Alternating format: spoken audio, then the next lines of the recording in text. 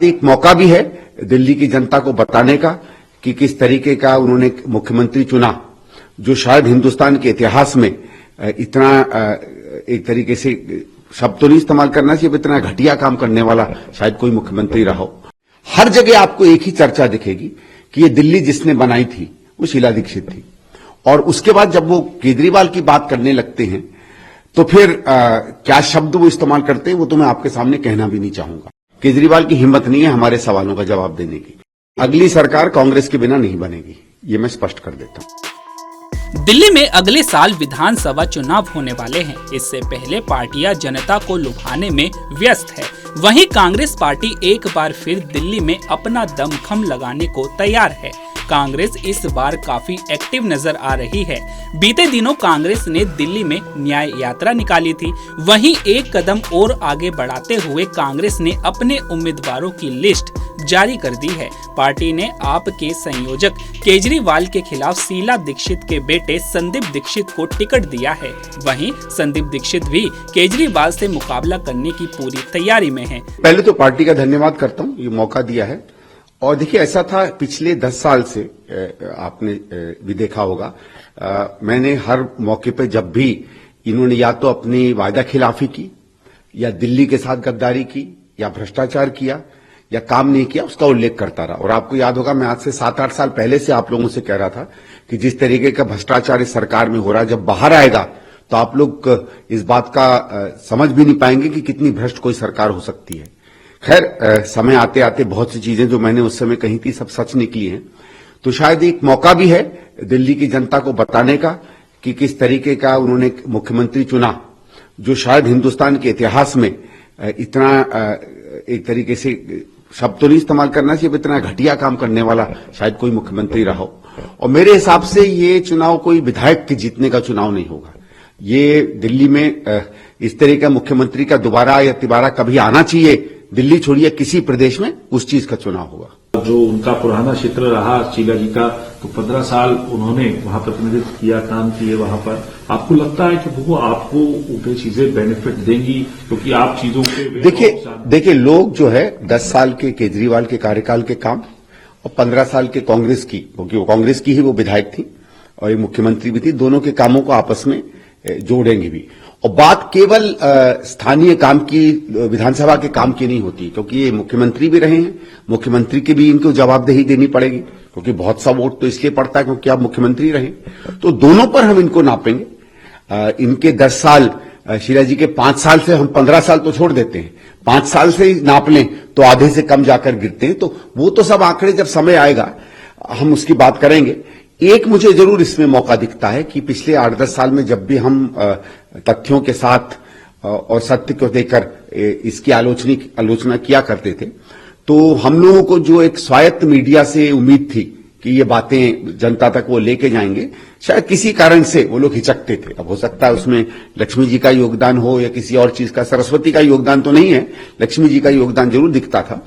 इस चुनाव में कम से कम कैंडिडेट हैं तो हो सकता है, क्योंकि इसमें तो आप समझ लीजिए जो हमारी तीसरी देवी हैं, जो एक चुनाव को युद्ध तो नहीं कहेंगे, लेकिन जब परस्पर दो चीजों के बीच में भिड़ंत होती है तो उस आशीर्वाद को लेकर वो बातें तो हम कह ही पाएंगे, वो लोगों के बीच में जाएंगी भी। लेकिन सर, इसको कैसे देखते हैं आप? आपका वहां से लड़ना और बाकी उम्मीदवार जो लड़ाए गए हैं, सब जो है एआईसीसी के कई नेताओं को उसमें यहां मैदान में उतारा जा रहा है। कांग्रेस ने 21 सीटें एक साथ अनाउंस करी हैं और उससे पहले बात कही जा रही थी कि अलायंस का कहीं स्पेस है। लेकिन आज आप लोग कैसे बताएंगे, क्योंकि आज 2013 के बाद से जो चुनाव 25 में हो रहा है, तो 12 साल ऐसे बीत गए हैं जब कांग्रेस का शासन नहीं है, तो कांग्रेस का एक भी विधायक नहीं है यहाँ पर, कांग्रेस का सांसद नहीं है। कितनी मुश्किल कांग्रेस पार्टी के लिए आप देखते हैं? नहीं रहेगा, क्योंकि स्वाभाविक है कि अपने अगर चुने हुए प्रतिनिधि नहीं रहे हैं तो जो बात एक पार्टी के पास होती है, जिसके चुने हुए विधायक या सरकार होती है। लेकिन दूसरा एक महत्वपूर्ण चीज है कि ये साधन संसाधन का भी चुनाव होता है, और उसमें तो आप देख ही सकते हैं कि आम आदमी पार्टी हो या बीजेपी हो, वहां हम लोगों से कई छलांगे ऊपर है।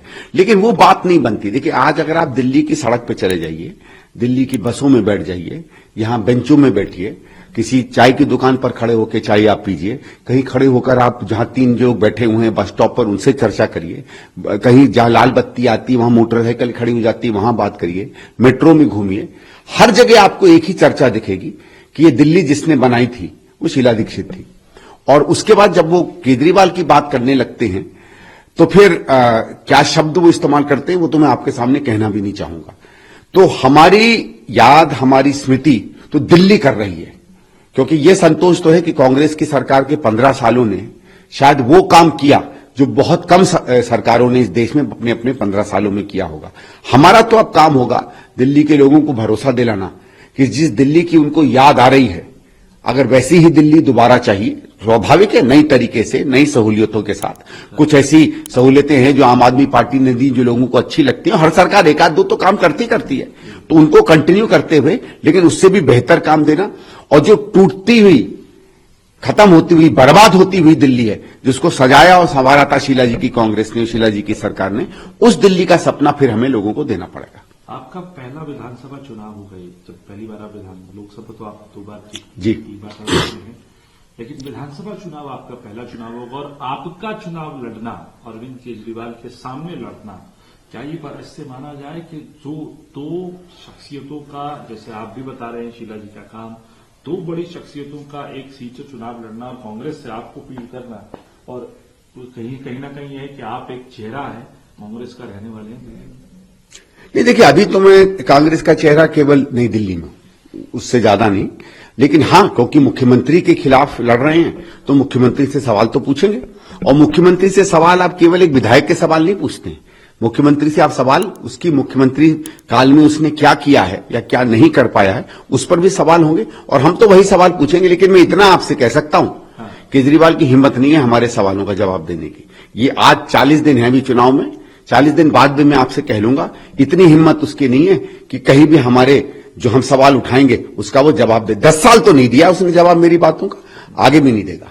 आप पूरी दिल्ली में विकल्प बनके, क्या कांग्रेस आज की स्थिति में है कि विकल्प बनके आप एक सरकार बनाने की स्थिति में हो सकते हैं? हालांकि अगर आंकड़ों पे जाएं तो पिछली बार के, देखिए, अगली सरकार कांग्रेस के बिना नहीं बनेगी, ये मैं स्पष्ट कर देता हूं, उससे आगे कुछ नहीं कहना चाहता। और आखिरी और महत्वपूर्ण सवाल, अपनी जीत के लिए कितने आश्वस्त हैं?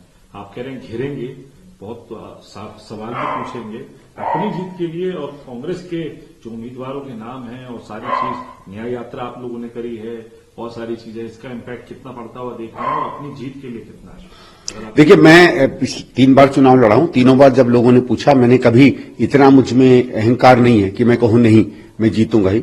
मैं इतना कह सकता हूं कि सबसे बेहतर चुनाव अगर कोई लड़ेगा तो कांग्रेस लड़ेगी। अगर आप ताज़ा खबरों के साथ हमेशा जुड़े रहना चाहते हैं तो अभी हमारे YouTube चैनल पंजाब केसरी दिल्ली को सब्सक्राइब करें।